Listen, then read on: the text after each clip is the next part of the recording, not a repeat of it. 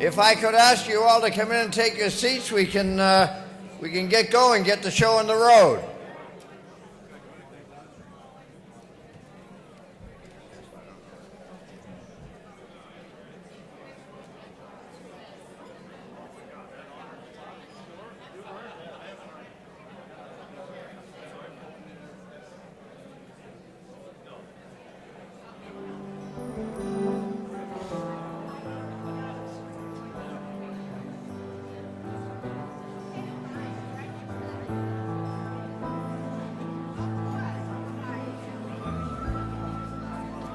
Irish Reporter.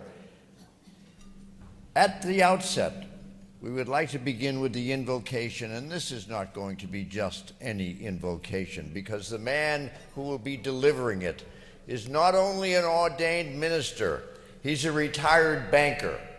Now there is an oxymoron for you, a virtuous banker, but that's exactly what he is. He is responsible for opening up areas of this city, in particular Dorchester, to the same banking rules that the rest of the city has been subjected to all these years. And we owe him a great debt of gratitude for that. He is the former associate pastor of the world-famous Trinity Church in Copley Square, and he is the father of Sam Kennedy, the chief operating officer of the Boston Red Sox, and God bless the Boston Red Sox.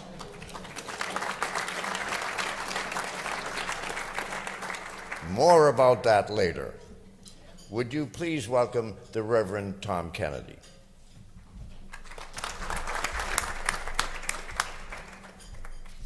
Good afternoon. If you could bow your heads in prayer. O God, Creator, Sustainer, and Redeemer, we give you thanks for this day, for the gift of life, and for the abundant blessings bestowed on your creation. We thank you for the work and voice given by the Boston Irish Reporter to issues and events that inform your citizenry. We thank you for the way the reporter reveals for us the spirit of those who sustain your commonweal in Boston and beyond. The lives and story recounted by the reporter show the special contribution made by this Irish diaspora as examples of your handiwork. As we now celebrate the many accomplishments of the Boston Irish Reporter and its honorees, we thank you for the lives present and past, those individuals and families we honor today. Senate President Teresa Murray, Robert A. Mulligan, George A. Mulligan and family, the late John P. Driscoll Jr. May we rejoice in their accomplishments, wishing them God's abiding embrace and blessing. But let us also pray in this season of Irish and World Series celebration, that which binds us together, the great game of baseball. It is you, immortal and invisible one, who is called the great umpire in this game of life, where we are unsure as to what uniform we should wear, yet always donning our Red Sox. While we may be angels in spirit, Yankees in thrift, Padres of devotion, when in reality we are giants in pride, Dodgers of responsibility, Brewers of discord, and tigers in ambition. When it comes to faith, we find ourselves in the minor leagues. When it comes to good work, we strike out. When it comes to knowledge of your word, we are not even sure of the ground rules. When it calls for faithfulness, we ground into double plays.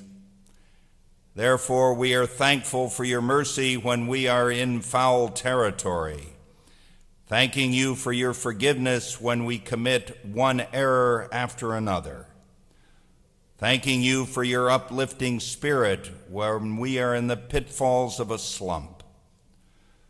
Let our game plan, O God, be your will, and our response be a sellout crowd with standing room only.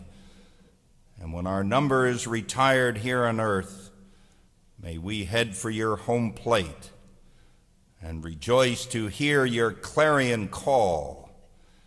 Cardinals fly away, Red Sox win, knowing we are safe. As the goodness of God divided 5 loaves and 2 fishes among 5,000, may the blessing of one who multiplied that modest portion be upon our share in this abundant meal. To the one who is able to keep us from falling and lift us from the dark valley of despair to the bright mountains of hope, from the midnight of desperation to the daybreak of joy, to God be power and authority forever and ever. In his Son's, Jesus Christ's name we pray. Amen. Play ball! That was terrific. Thank you, Tom. We would like to recognize, to stand up and take a little bow. The Irish Consul General, Brendan O'Qualley, is here. Brendan, where are you? And now to kick off the proceedings before we serve lunch, I would like to bring the chairman of today's event forward. He has been in the investment business for almost 30 years now. For almost 30 years now. He's a proud alumnus of Boston College, and he is now one of the chief cooks and bottle washers at Putnam Investors. Please welcome our chairman, Ed Murphy. Ed.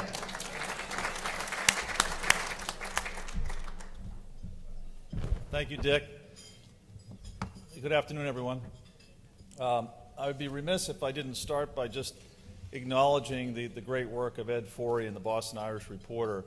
I had the pleasure of getting to know Ed over the last couple of months, and they do great work, obviously, with the newspaper itself, but the work that he's put into this event and the passion and the commitment that he has is unrivaled. So it's been great, Ed, working with you on this.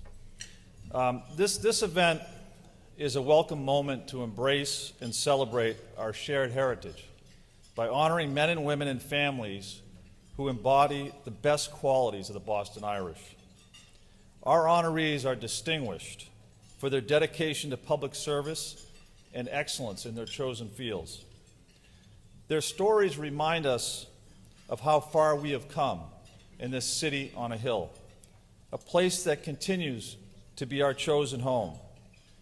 They connect us to our ancestors and the difficult but courageous decisions they made to set sail or take flight to a new land of opportunity.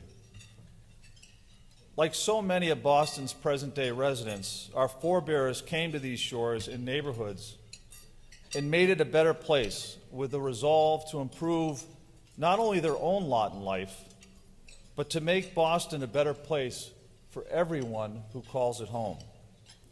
It's fitting that we recall these triumphs not just in moments of grief or transition. That's why this event, convened by the Boston Irish Reporter, has special significance. The honors has become a welcome date on our calendar. As Boston prepares to usher in a new era of leadership, it's critical that we always remember our roots. The Irish experience in Boston is still playing out before us, and men and women we honor today are wonderful examples of that truth. I will say on a personal note, it's an honor for me to chair this event. My late uncle, Jack Driscoll, is being honored today, and we're privileged to have his wife, Jane, with us, and one of his 3 sons, John Driscoll. We also have his 3 sisters here, my mother, Mary Murphy, Irene Giggy, and Marguerite Litzis. And we've got other family members here as well, some grandchildren and nieces and nephews. So it's a great day for the Irish.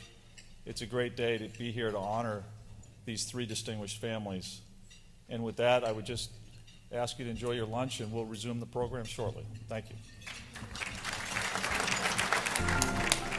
Once again to the fourth annual Irish Awards dinner presented by the Boston Irish Reporter. And it's a grand day. It is October in New England. The sun is shining, and the Boston Red Sox are in the World Series. How can you do any better than that? And the Reverend Kennedy, for those of you who got here on time, gave a brilliant invocation in which he invoked the name of the Lord into the faith of rooting for the Red Sox. And as many of you are like me in that you and I were born Red Sox fans and baptized Catholics. And that's about the order of things around here. The Red Sox even had a major role in my career as an altar boy. This is years and years ago when the Mass was still said in Latin. And all the altar boys' responses were in Latin. We didn't know what the devil we were saying because we only learned the words phonetically, but we gave the responses in Latin. And this was back in the days when the Red Sox lineup consisted of Dominic DiMaggio batting leadoff and Johnny Pesky batting second and the great Ted Williams batting third. And God help the altar boy who didn't know his Latin, except when Father Callahan was saying Mass. Father Callahan was hard of hearing, so he wasn't sure what we were saying. So often when he would be saying Mass, we would give the responses not in Latin, but we would recite the Red Sox batting order. And Father O'Callahan would come out onto the altar and he would say, Dominus Vobiscum, and we'd say, Dominic Pesky, Williams, and Stevens. He never knew the difference. He never knew the difference. Here is an ode to one of the great Red Sox heroes of the present day. Start carving the statue, get the site ready, right on the sidewalk between Yaz and Teddy. He's king of clutch hitters, fit him for the crown. He's king of clutch hitters, fit him for the crown. Get driving instructions to old Cooperstown. He's our Hall of Famer, he'll get there with ease. The Pope will proclaim him St. David Ortiz. To us, he's Big Poppy, we love it that way. The big pops in his bat when he saves the day. Other teams fear him from east to west coast. He launches those big bombs when it matters most. On the day when he is installed in the hall, Sox Nation will be there, his fans, one and all. And when that hall plaque is put into his reach, we'll pray that he drops no F-bombs in his speech. Who said that? No. Don't try to make it up to me now. But it's a grand day. For those of you who weren't here earlier, I would like to introduce the new consul here in Boston from Ireland, Brendan O'Quailey, right over here. Brendan.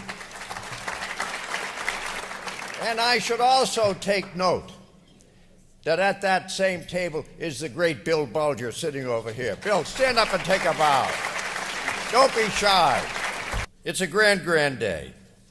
And we have three very worthy honorees. And our first honoree is the present President of the State Senate, Therese Murray. And to introduce the Senate President, I would like to bring up another member of the State Senate. She began in the House of Representatives beginning back in 2005.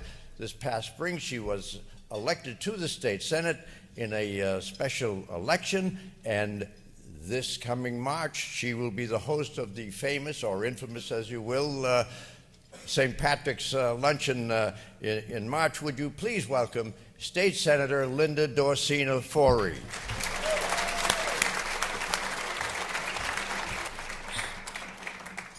Good afternoon, everyone. I am happy to be here, the fourth year celebration of the Boston Irish Honors. I want to thank the Boston Irish Reporter for 23 years of serving the Irish American community here in Massachusetts and in Boston. Ed Forey, my super father-in-law, and my husband Bill Forey and the family.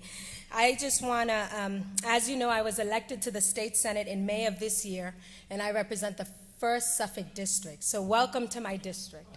I'm here in South Boston, Dorchester, Mattapan, and Hyde Park. So it was a pleasure for me to be here with you this afternoon to honor a woman who has served for over 2 decades in Massachusetts Senate, including 6 years as the first woman to serve as the Senate President in Massachusetts history. But before I continue, I just want to recognize a couple of our colleagues who are here. State Senator Eileen Donahue, who's joined us. State Senator Kathleen O'Connor Ives. State Senator and former Boston Irish Honors recipient, Senator Tom Kennedy, who's here. State Representative Michael Moran, my buddy. We were sworn in together as state reps. We came in as freshmen together in 2005. I see District Attorney Dan Connolly's here. Former State Senator Paul White. Dick mentioned former Senate President Bill Bulger and his lovely wife Mary. Attorney General Robert Quinn. All right. And former state rep and the president of the New England Council, Jim Brett.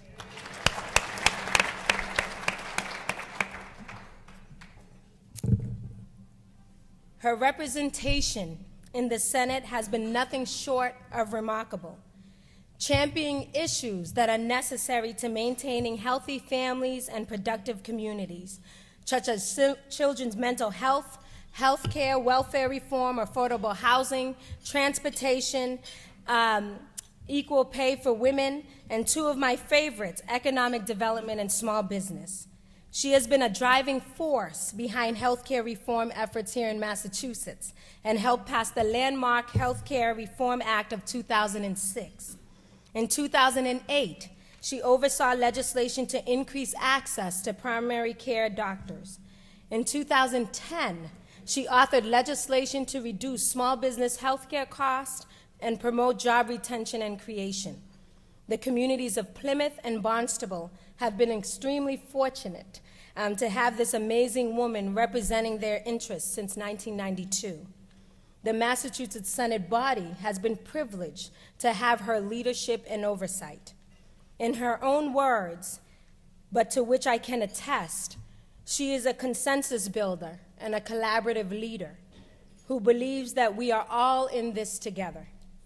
She has become a common name, not only on Beacon Hill and in the households within her district, but throughout Massachusetts and beyond the borders of the United States.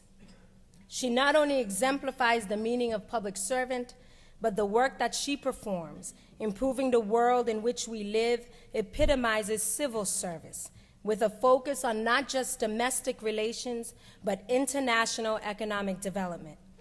As a result of the global relationships she created several years ago, working closely with Northern Ireland, the Republic of Ireland, and other European regions, many gaps have been bridged and partnerships cultivated.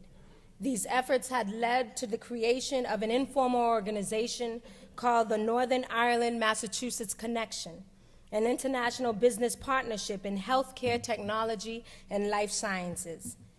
In May of this year, she met with business and political officials in Northern Ireland and the Republic of Ireland on a 10-day mission, continuing her efforts to strengthen our international partnerships. She highlights Massachusetts and helps lay the foundation for local businesses to gain access in Europe while attracting European companies to the Commonwealth. I introduce to some and present to others my colleague, my friend, someone I have admired from afar, but now I have the opportunity to work with her every day. And last but certainly not least, she's originally from Dorchester. So join me in recognizing the Boston Irish Honors 2013 recipient, Massachusetts Senate President Therese Murray.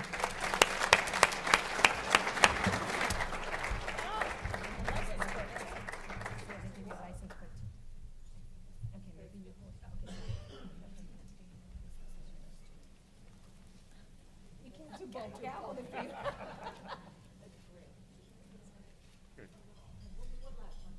One more. Awesome, okay. Good afternoon. Thank you, Senator Dorsina Fori, for that amazing introduction. Wow, I don't know where you got all that information. And thank you to the Boston Irish Reporter for this honor, and congratulations to the other honorees, Judge Mulligan and your family.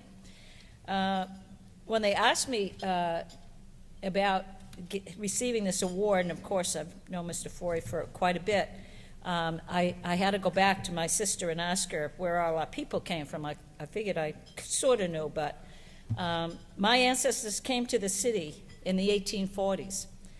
They were Hickeys and Kellys and Connors and Harrells, and they came from Dublin and Limerick and Galway and Cork and Belfast. And with the last of my ancestors, my father's grandmother, who was Hannah Edwards, coming from Cork in the late 1800s. So we've been here for a while. And their hard work and the roots they planted provided me, my sisters, my cousins, with a strong foundation which brought me from Dorchester to the State House. The very Irish values of hard work, self-sufficiency, compassion, and a good sense of humor. Growing up in my family, you needed a good sense of humor. 1 bathroom, 7 people, 5 girls. They were instilled in both my sisters and me by both our parents. My mother worked full-time at a time when most mothers stayed in the home, and my dad worked 3 jobs so we could all attend parochial school. And all of us got our working papers at the age of 14 at the old City Hall. And my first job at 14 was selling wallpaper and paste at the South End Hardware Friday afternoons till 9 o'clock and all day Saturday. And when I got home on Saturday, I was very happy to give my mother the envelope with my pay in it. And she would let me have $1, maybe. I'd have to tell her what I was going to do with it. But when I went away to college, she had saved every dollar I ever gave her in an account, and she gave it to me. So those core values lead each of us to career paths that have helped others. I have been very fortunate to represent the Plymouth and Barnstable District in the Massachusetts Senate, and to be the first woman president in the history of the Commonwealth, and of course the most recent Irish American to lead the body. And being Irish American is a part of who we all are, and is a major part of the fabric of this city. It is our history, but it also provides us with building blocks for the future, because it was our people who built this city. And our continued close ties with the island of Ireland have given us a basis to form collaborations and partnerships in our emerging business sectors, particularly life sciences, e-health, and biotechnology. And it is because of our close cultural and historical ties that I was invited to speak at a Belfast Healthcare Conference in 2009. And from that stemmed, as Linda mentioned, an informal organization called NIMAC, originally called Northern Ireland Massachusetts Connection. We have since integrated this with other countries and have renamed us the New Innovations of Medical Science and Connected Health, committed to finding synergies in research and development, academics, and businesses in those emerging industries. And we've not only got the entire island of Ireland, we've included Catalonia, we've included Finland, and Wallonia, if you know where Wallonia is. We have been tremendously successful with multiple collaborations between the University of Massachusetts and universities in the North and the Republic. And also, as a result of these successes, we began holding the EU-US Connected Health Marketplace and Conference twice a year, in October in Boston and the spring in Europe, with this past spring being held in Dublin. Just this week, for the second time, we hosted the conference across the street from here. We had over 260 participants from 20 countries, including Northern Ireland's First Minister, Peter Robinson, and Deputy First Minister, Martin McGuinness, and Ireland's Secretary General of the Department of Health, Dr. Ambrose McLaughlin. And as a result of our past successes and meetings in the North and the Republic, we are looking toward a cross-border collaboration in the Northwest Corridor that will bring together the University of Massachusetts, the University of Ulster, Letterkenny Institute of Technology in Donegal, and Sligo University. This is a very exciting project, not just because of the economic opportunities on both sides of the pond, but opportunities for our entrepreneurs, but because it furthers the opportunity that the peace process and devolution have put in place. We're going to create jobs in the Northwest Corridor, which has a 27% unemployment rate. And we're going to make career paths in the Northwest Corridor across the country line. Taking our shared history and our heritage and building on that for the future is what progress is all about, and I'm extremely proud of my Irish heritage. I'm proud of Boston's and the entire Commonwealth's Irish history, and I'm proud to look to the future and work to help strengthen our economic and cultural ties to the entire Emerald Isle. Thank you for this great honor.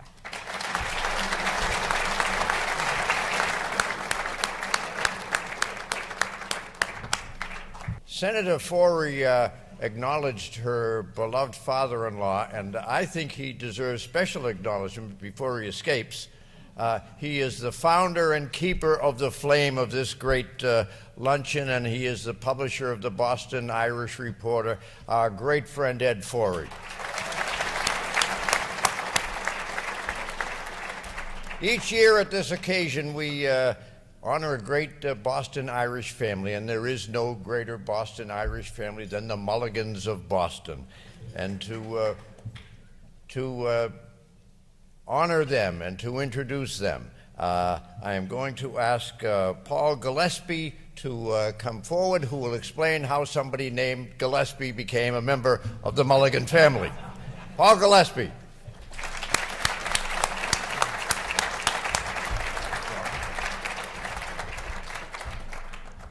Good afternoon, ladies and gentlemen. I must begin by saying what a great honor it is to be asked on behalf of the Mulligan family to introduce them for this award. That's a great honor and privilege for me to have been chosen to do this. I go back with the Mulligan family now for about 50 years. It's kind of a scary thought. And I remember in 1964 starting law school, and this big naval officer came into the class late as always in full kit with the white hat and the blue suit. We thought John Wayne was going to be joining us for law school. Our friendship started almost immediately from that night forward, and ultimately he became very friendly with his brothers Bob and Jerry, and also at the time his father Joe Sr. and his mother Louise O'Callahan Mulligan. These kinds of events are important, I think, for all of us. To summarize the impact people's lifetime, their life experience, their achievements have on the community as a whole. And like all of us, I think, who emigrated, the families emigrated from Ireland, we were sent away with the thought to keep the faith. And in the broader sense of keeping the faith, I must say that the Mulligan family collectively is an exemplar of having done that. The great commandment, love God and love thy neighbor, is exemplified in this fine group of people. I won't get into the religious aspect of it. This isn't the place of it, except to say briefly that the Mulligan family has certainly kept the faith. But as far as their relationship with the community and with their love of neighbor, they've exemplified all that's best in the Irish community. To summarize it, I see them as, first of all, intelligent people, who are caring people, and who've given their lives in large measure to sustaining the great families that they all fostered, but also their public service, the things that they have done, and how that was emphasized. And as you look back at those years with Sister Jane Rockland, a now retired school teacher. In fact, Louise O'Callahan Mulligan, for many years taught in Boston, and also retired as a primary school teacher in the city. They were educators. They were people, lovers of learning. But they gave back, and you see in the service that Sister Joan Mulligan gave as working for the state insurance department, and her brothers Bob, who ultimately became the Chief Justice of our trial court, and took what can be at times a very chaotic enterprise, always underfunded, and managed to restore the buildings in this Superior Court system, particularly where I practice, and created new buildings almost seamlessly.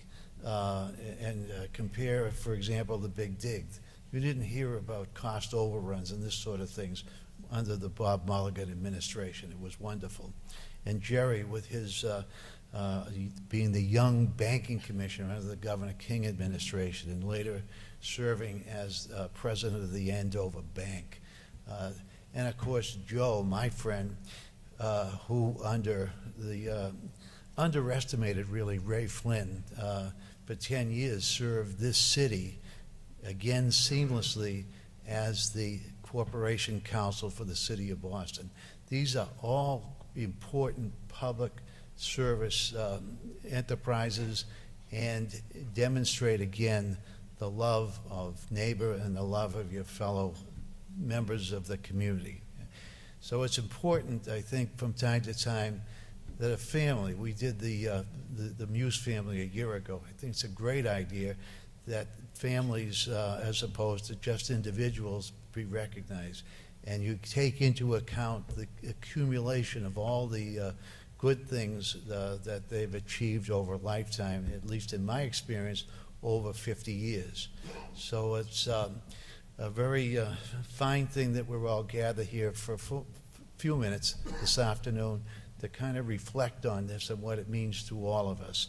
And I'm very happy to ask and to present the Mulligans for this award.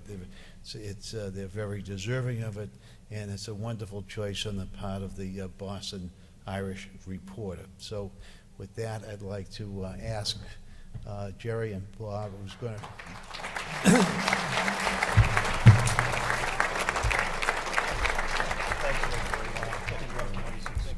Jerry.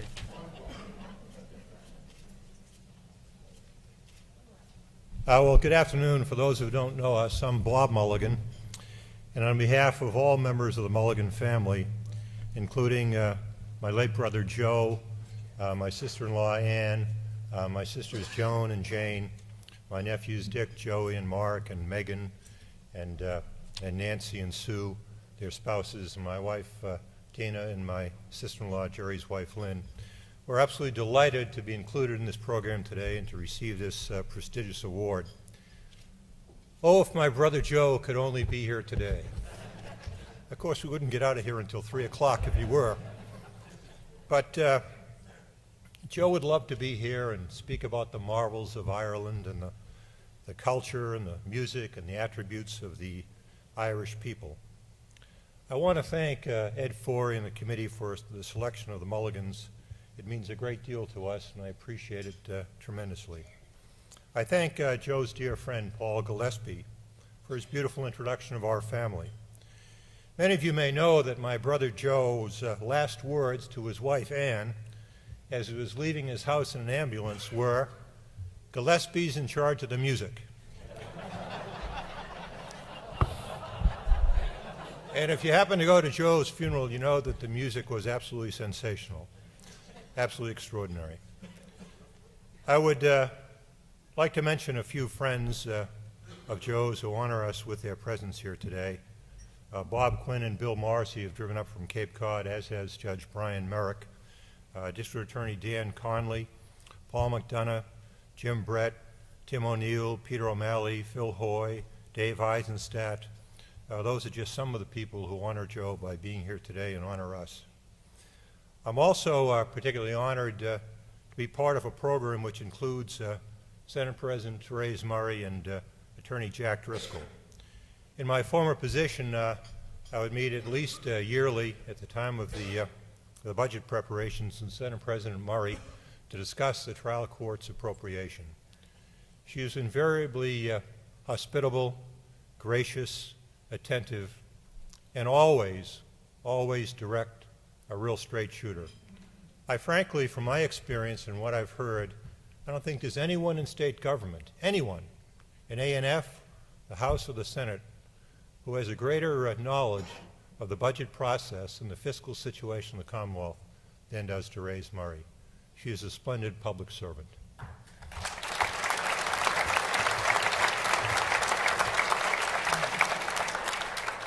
Jack Driscoll, as many of you know, was a superb lawyer, a great leader of the Boston Bar Association for the attorneys of Boston, and also a great supporter of the Massachusetts trial court and the Superior Court in particular.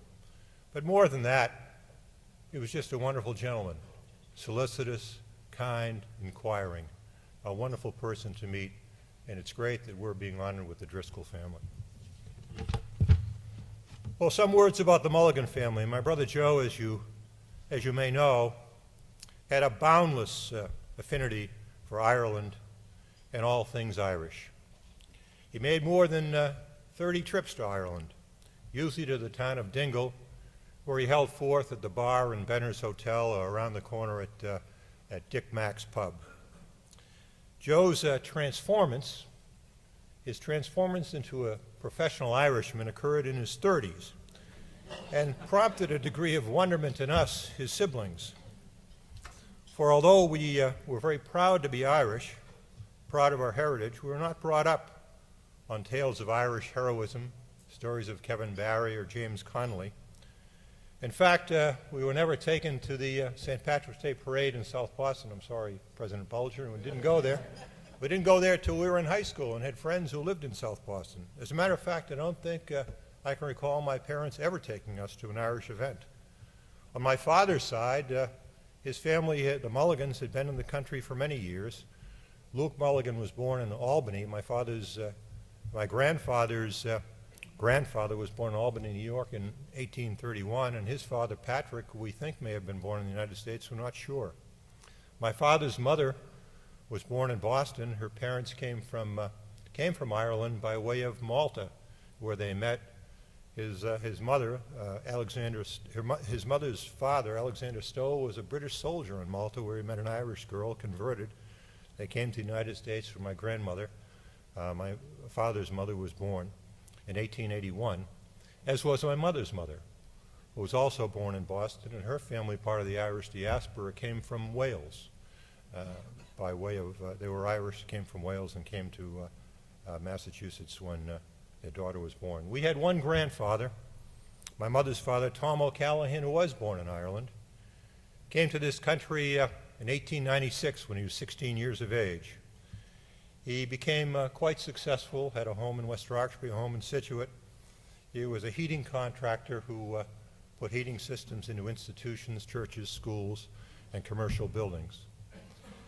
And although we knew my mother's parents, Tom O'Callaghan and Josie, quite well, they only lived two doors down for us on the same street in West Roxbury, I never heard my grandfather talk much about Ireland. He liked to tell jokes. He was a great learner of American history and Boston history, but he had a fierce love of this country. He deeply was grateful for the opportunities this country presented to him. He was very proud of his children, all of whom went to college, particularly his son, who was a fine athlete at Boston Latin School and Boston College, and later became a Jesuit priest. What I remember most about my grandparents and my parents, frankly, was their devout Catholicism. I suppose that any reflection of what it means to be Irish would not be complete without some reference to the impact of John F. Kennedy on the Boston Irish psyche. I think some reference is particularly poignant today, as we're less than a month away from the 50th anniversary of that tremendously sorrowful event in 1963. By way of background, as a boy, I spent a great deal of time at my grandmother's house, as I said, and I can recall my grandmother and my grandfather, both fans of Al Smith, saying that it was for the best But Al Smith was not elected president. Perhaps some of you heard the same from your forebears, because when the Depression occurred, it would have been blamed on him, and no Catholic would ever again be elected president of the United States. So fast forward to 1960, July of 1960, when I was in Falmouth with my grandmother. My grandfather had died at that point, died in '59. My two aunts, Marguerite and Mary, my mother's sisters. Mary owned a dress store with her aunt on Newbury, the first block of Newbury Street, a woman's dress store. Quite urbane, sophisticated, I thought, and very proper, as was Marguerite. So we were down why I was there, I'm not sure, but I was there that week with them, and we were watching the Democratic National Convention being televised from Los Angeles. And I recall my aunt, Mary, quite proper, as I said, mimicking Eleanor Roosevelt. I believe the strongest ticket for the Democratic Party would be Adlai Stevenson for president and John F. Kennedy as vice president. I was shocked because this was so out of character for my aunt to be mocking anybody. But she was clearly piqued at Mrs. Roosevelt's attempt to influence the delegates to deny John F. Kennedy the inauguration, the selection as the nomination as a candidate. And on July 13th, when John F. Kennedy was nominated for the presidency, my aunts, who were near 50 years of age, and my grandmother was almost 80, broke out in an impromptu dance. I was flabbergasted, frankly. I never saw that side of them. They were just so elated to think of the possibility of an Irish Catholic being elected president of the United States. The dance they did was much like the dance you see the Red Sox do when there's a walk-off home run at home plate.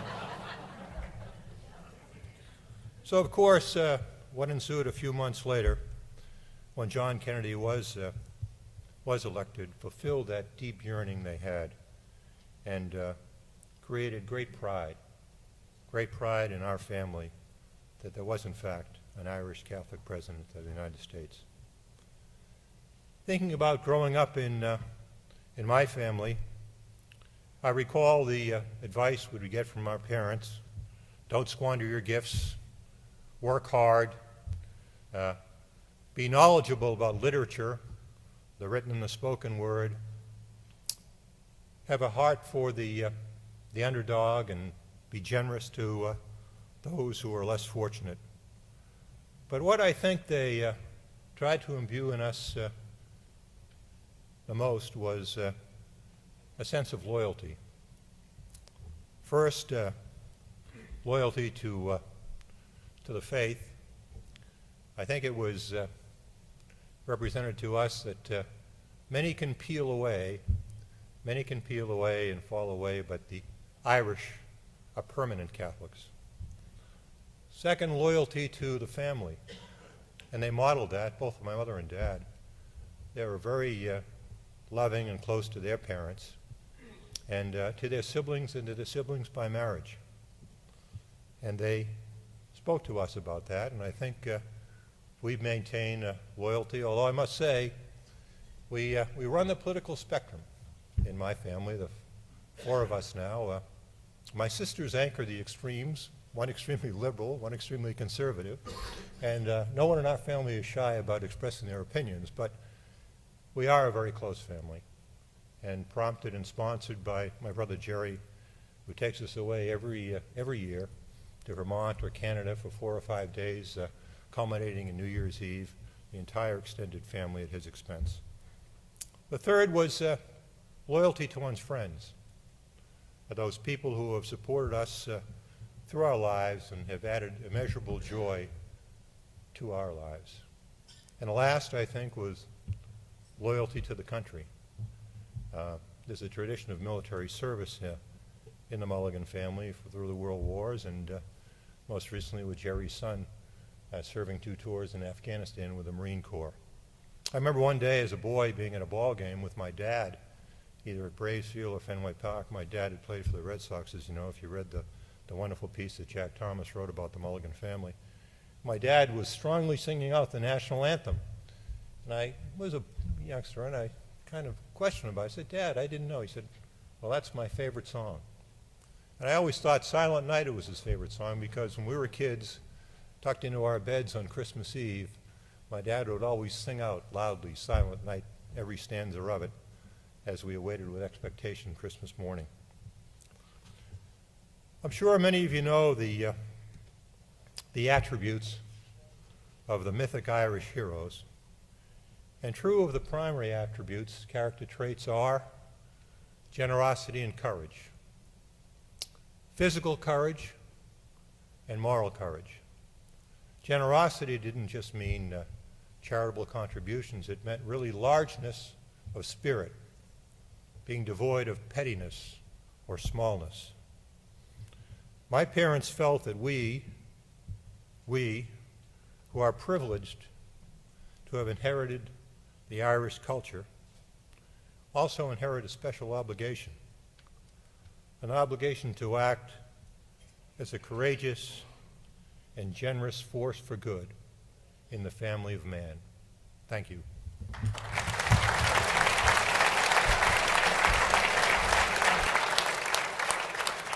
Many, if not most of us in this room today knew and loved the late and exceedingly great Jack Driscoll. It's been 4 years now, and he is still exceedingly missed. And it is only fitting and proper that he be honored here today.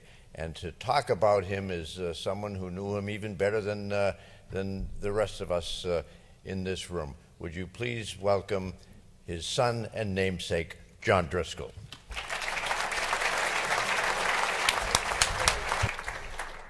Dad would be humbled to be surrounded by so many people he loved, to be associated with the leadership and the service of the Senate President and the Mulligan family.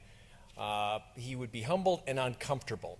But if he was here, he would start to work the room. He'd be looking for volunteers. He'd be looking for helpers. Dad loved to volunteer. His life was about service. As you can read in the really lovely text, there is this endless list: Malden Catholic, Regis College, Boston Ioneer, Boston Children's, Legal Services for the Poor, Legal Services for the Blind, homelessness. Dad was always looking for a new cause. He was a trustee, he was a joiner. There wasn't any group that was working in some social purpose that he wouldn't want to join. And once he joined it, he would form a committee, and then he would want to chair the committee, and he would drive for positive change. And if there wasn't a committee, if there was a problem, a big social problem, it didn't matter how large: race relations, legal services for folks with AIDS, problems with Catholic inner city schools, drug violence, he would create the committee, and he would be asking for all of your help. For Dad, the challenges, just because a challenge was big, made it more interesting. It made it sweeter if he could actually make progress on solving those challenges. He was an advisor. He loved giving advice. Being a lawyer was perfect for him. Being a son, we could do with a little bit less advice. Dad, could you please share it with the cardinal, with the state senator, perhaps with those lovely football players, athlete, academic, folks that you really love. But there are certain parts of that advice that really stick, and they resonate with the family themes you've heard about. He would repeat the same things to my brother Joe, my brother Jim, my cousin Eddie, who's our event chair today. Remember where you're from. Live life honestly. Family matters. Eat red meat as often as possible. Never stop believing that you could make a difference through hard work. And after I was off to college, we didn't always connect. He didn't always call a lot. But the calls always seemed to come at the crack of dawn. And it would start with, "Did I wake you up?" And I would answer groggily, "This from a man who rested, who was proud of his early waking hours, always before 5 a.m. He got to the health club to open it up with the maintenance man. His idea of rest was Saturday afternoon, eyes closed, with the files open on his chest. Dad was a hard charger who lived life as if he knew time was short. People needed help. The world needed sorting out. And though his better angels led him, you knew that anyone who got in his way was in the path of justice or perpetuating what he perceived to be injustice could trigger that UNH lineman recruited by the NFL who grew up on the streets of Somerville. Dad was Irish to the core, wearing the map of Irish on his face. An odd expression, really, except in his case where the meager football helmets of his time left a crooked nose that oddly resembled the Beara Peninsula in southwest Ireland where he was from. Out in public with him, he would invariably comment, somewhat oddly, on the size and stature of big men in the crowd, as if preparing for that moment when the veil of civilization would drop and the room could turn into pre-civilization Ireland, a battlefield of club-wielding men, survival depending on strength, size, and courage. Dad was proud of his Irish roots and loved celebrating them all year round. We would all dread the annual St. Patrick's Day call when he would try to understand why we were not all dressed in green. He had an unshakable belief that those of Irish descent worked harder, were more blessed, were from more humble beginnings, and had achieved more despite their challenges than all other nationalities. One year I asked Dad why we didn't focus more on Mom's roots. Oh, John, they're from somewhere in France, so I don't really know what we do. He could pick out a brogue in a noisy room. He loved to sing Irish songs. And regardless, and I mean regardless of your race or background, Dad liked you. If Dad liked you, he was convinced that there was some Irish inside you. Dad's not here today, but his spirit is. But I think if he were, he might just slightly amend the chorus line from a line from the Parting Glass. So I'll finish with that. Of all the comrades that e'er I've had, they're sorry for my going away, and all the sweethearts that e'er I've led, they would wish me one more day to stay.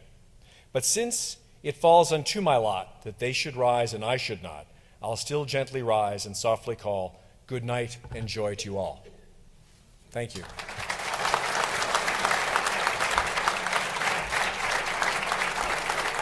I'd like, Mom, if you could, yes, yeah. Mom, if you could come up, please. Thank you.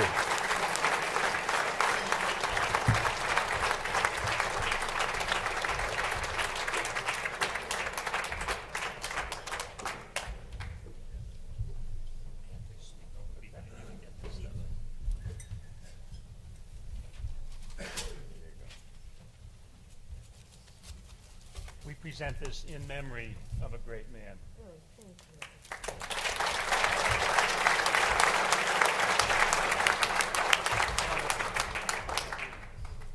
A couple of other people I want to acknowledge that we forgot a little earlier. John Tobin, former city councilor, is here. John, where are you? Anissa Asabi, who's running for the city council, is also here. Anissa? And a Dorchester girl. Now we have another thing to give away here, and I think it is appropriate that we give it to the chairman of this great event, Ed Murphy. Ed, come on up here.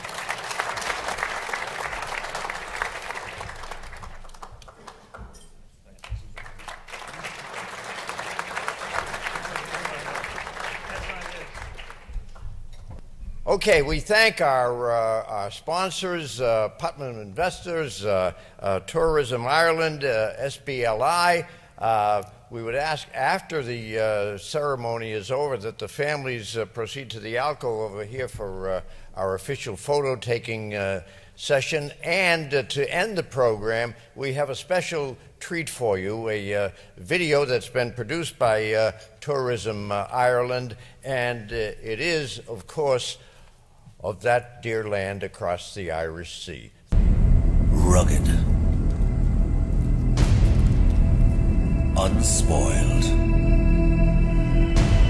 untamed, where land and sea collide. This is Ireland's last frontier against a marauding Atlantic. This is where you can journey along our nation's soul. This is the Wild Atlantic Way.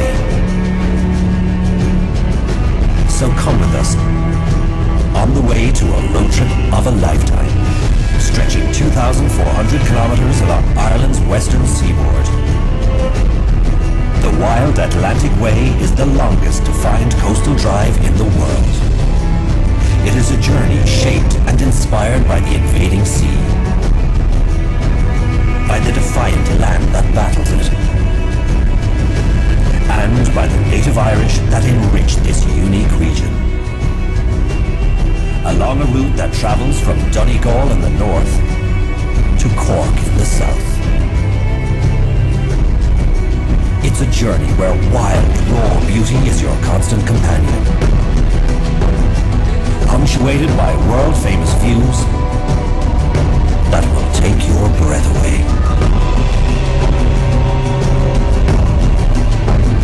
Amidst this wilderness, the Irish have long worked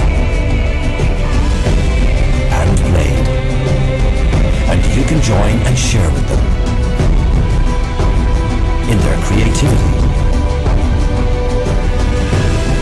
in their history and native Irish language, in their pastimes, in their independence born of the land and sea.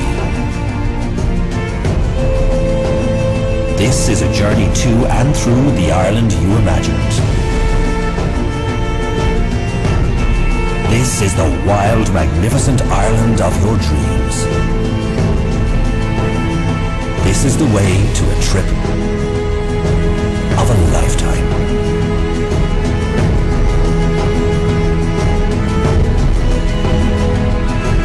This is the Wild Atlantic Way.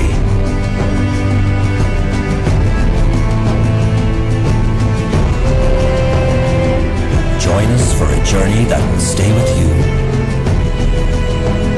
forever.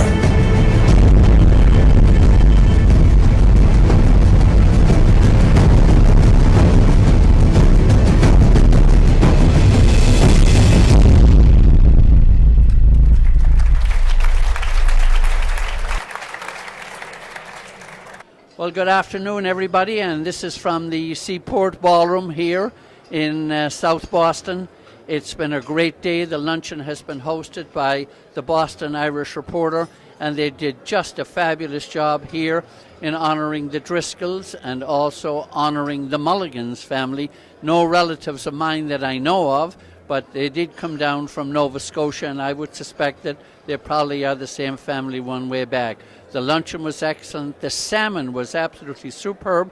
And as I understand it, it was shipped in from Galway. So it doesn't get any better than that. But congratulations to the Boston Irish Reporter. They did a fabulous job. This thing was a sellout today, and it was great to pay tribute to some of the greatest families that we've had here in the Boston area, who also originated from Ireland, and a very nice video on behalf of the Irish Tourist Board. Enjoyed by all, and I'm sure you're going to see much more about it because Tom Clifford was here and he did a fabulous job in videoing this so that it could be available to you. Thanks very much, Tom, for having us. Light's not going, good lads, yeah. Well, it's a real pleasure for me to introduce, right from the Senate, and one of the honorees at today, Senator Therese Murray. It's Therese, yes. Therese, that's correct. And I've known her for many, many years from the time when she was the senator representing the district that she came from. But she was one of the honorees today. And I'll tell you, based upon the introduction that you had from Senator Forey, I'll tell you what, everybody's eyes were well opened about the great work that you have done. Well, thank you. It's work that I care a lot about. And, you know, being Irish, you want to give back. And that's what I'm hoping to do with our projects in Ireland. And you have a powerful Irish ancestry. I do. We cover the whole country, really. They're from everywhere. Well, they said 50% are Irish and the other 50% wish they were, right, Teresa? Oh, absolutely. Yeah. Listen, thank you very much for taking a couple of minutes here to help out Tom Clifford to increase his viewership, right? This is Ireland on the Move. And this is Seamus Mulligan, host of WROL's Feast of Irish Music, and we hear it every Sunday from 1 to 5. Goodbye, God bless. Hello, I'm Bob Mulligan. I'm here at the Seaport Hotel. We just concluded the Irish Reporters Honors Ceremony in which our family, the Mulligan family, Senate President Therese Murray and her family, and the Jack Driscoll, a prominent lawyer in Boston's family, were honored. It was a great event. We enjoyed it immensely. We talked about our Irish forebears, including my grandfather O'Callaghan, Tom O'Callaghan, who was born in Ireland, came to this country at 16 in 1896, became very successful, and had a fierce love for the United States, the country that gave him the opportunity to be successful. He was very proud of his children, all of whom went to college, including his son, a fine athlete at Boston Latin School, Boston College, who became a Jesuit priest.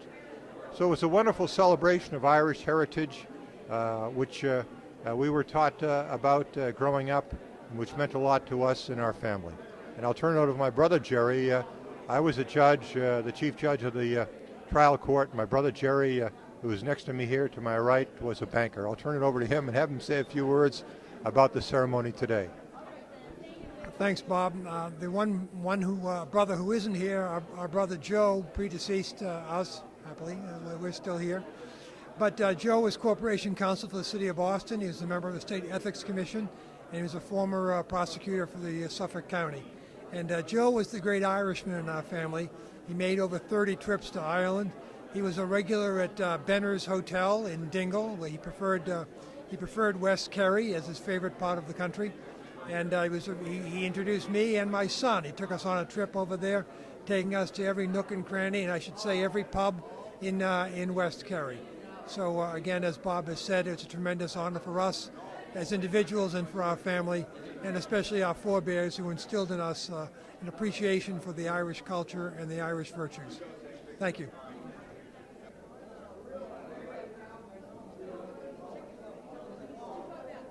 Well, I'm Dick Flavin, and I was happy and proud to be the Master of Ceremonies for today's Boston Irish Awards dinner. But I'm one of the show horses. I get up and take the bows, and Della Costello is the worker. She's the one who does all the work along with the people that help her out. And this was just wonderful, Della. Thank you, Dick. It was the fourth time. This is the fourth luncheon. We honor Irish-American families. And it was just a lovely event. It's lovely hearing the history of the people, going back to their roots, the generations past in Ireland, and they're bringing the stories here. Absolutely wonderful event. In 4 short years, it has become a grand tradition.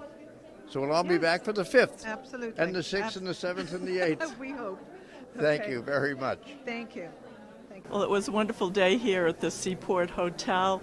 It was nice to have my husband honored for his time being part of a great musical group that got together back in the 70s, or involved in musical groups from Ireland during the 70s. And a lot of our old friends were here that are Tim O'Neill and Peter O'Malley from that time, helped bringing the chieftains over during the bicentennial year, and part of the Irish month in Boston. So it was wonderful to see a lot of old friends that came today.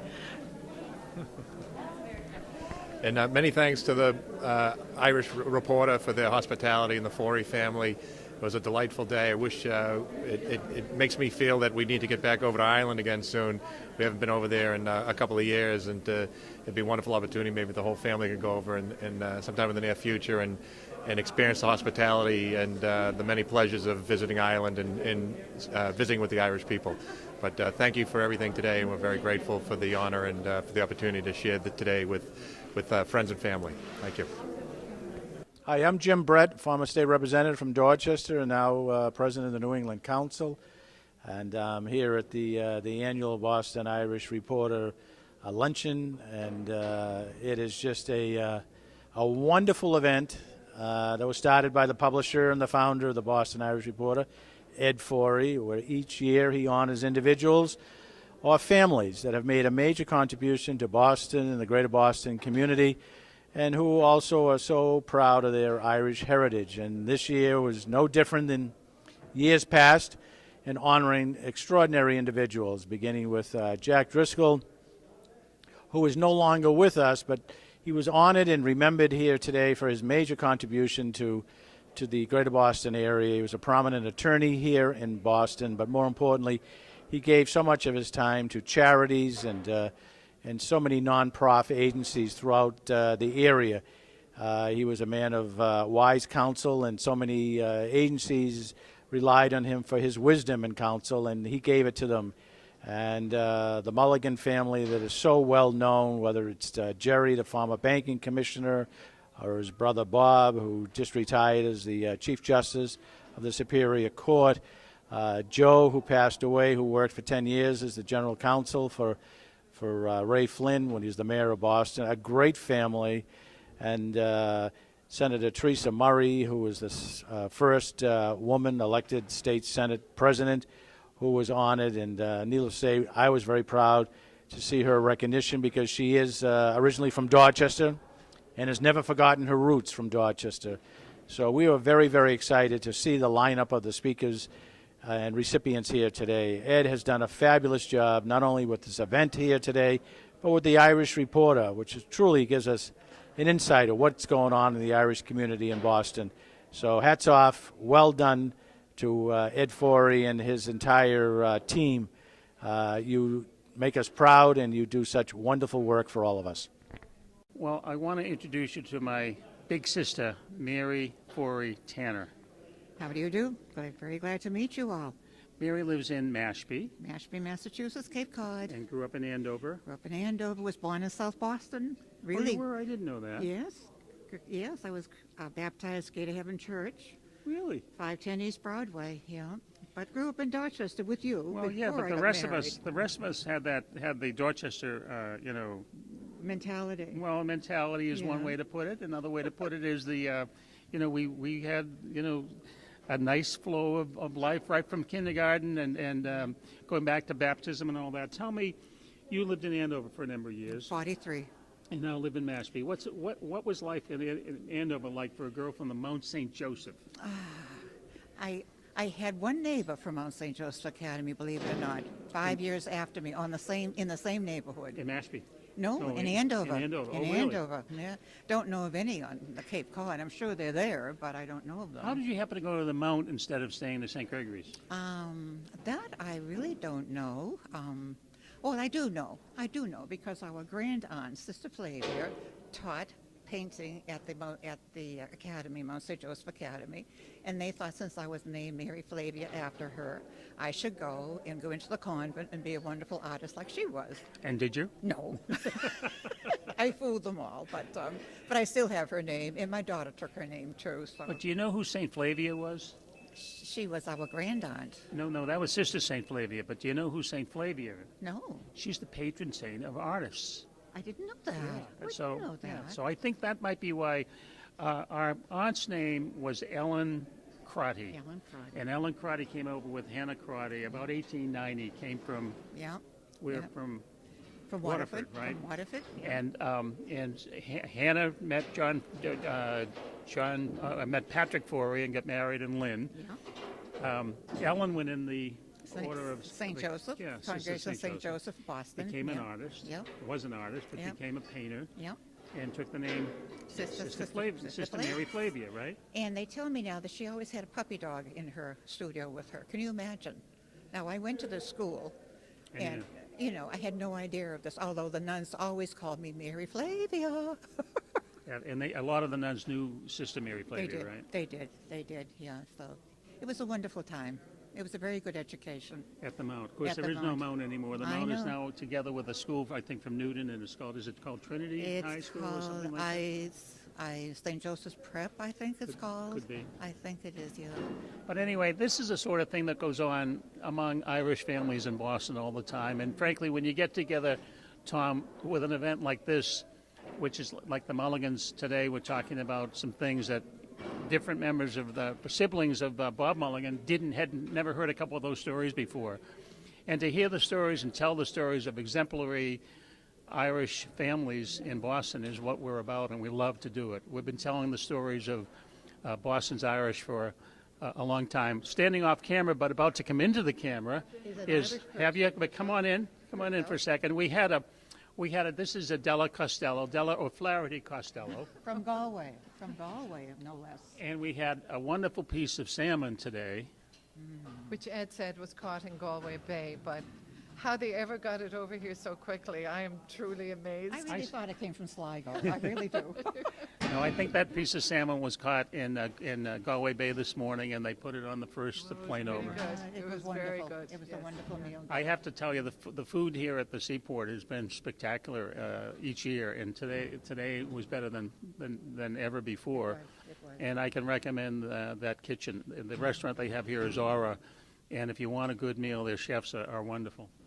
I agree. Yeah, I agree too. And we appreciate Tom Clifford being here each and every year, and we appreciate the program that you do, Tom, Ireland on the Move, on cable television. You don't get it in Mashpee. No, I don't. I should. I'll look for it. Well, you can't. You can look for it, but you're But going to I have to. won't get it. You're I going to have won't to get look it. 45 miles away Oh, because it dear. doesn't come. It comes to only to us privileged to live it in Boston. Okay, I'll move So back to Boston for it there then. you go.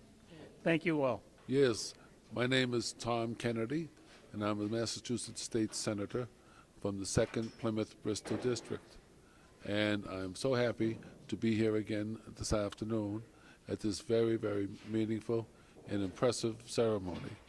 I received the Boston Irish Honors Award 2 years ago, and I was duly touched and deeply humbled to receive such recognition. And my mother at the time was 101 years of age, and she was fit and fiddle, and she came and attended these ceremonies and made me so proud, and she equally was proud. And the good Lord called her home to heaven just 2 months later. So it was a special meeting for me to be here again tonight, this afternoon. I think this is one of the best ideas and the best events in Boston for the Irish. The stories of the families and the individuals that are selected are so meaningful, so impressive, and so rewarding for all of us who love this city, love this country, and love Ireland. The stories, each one of them are unique, but they all have a common thread. And the common thread is our heritage, our faith, and our values. And I compliment Ed Forey and all those who have made this possible, and I hope it continues for many, many years to come. God love you. Good afternoon. My name is Bill Brett. I'm a photographer of the Boston Globe. I get the opportunity to photograph a number of Irish events, and this one here at the Seaport Hotel is probably one of the most exciting ones today. It was the Boston Irish Reporter making their annual presentation. Actually, it's their 4th annual dinner, and they've honored some wonderful, wonderful people today. The Mulligan brothers, 2 great, great guys, and they honored the late Jack Driscoll, another terrific man, and Senate President Therese Murray. It was a beautiful event. It was a packed room. There was a lot of excitement and energy in this room, and it gave me an opportunity to photograph some of the outstanding Irish men and women of the city of Boston. This is Bill Brett from the Boston Globe signing off at this beautiful event today.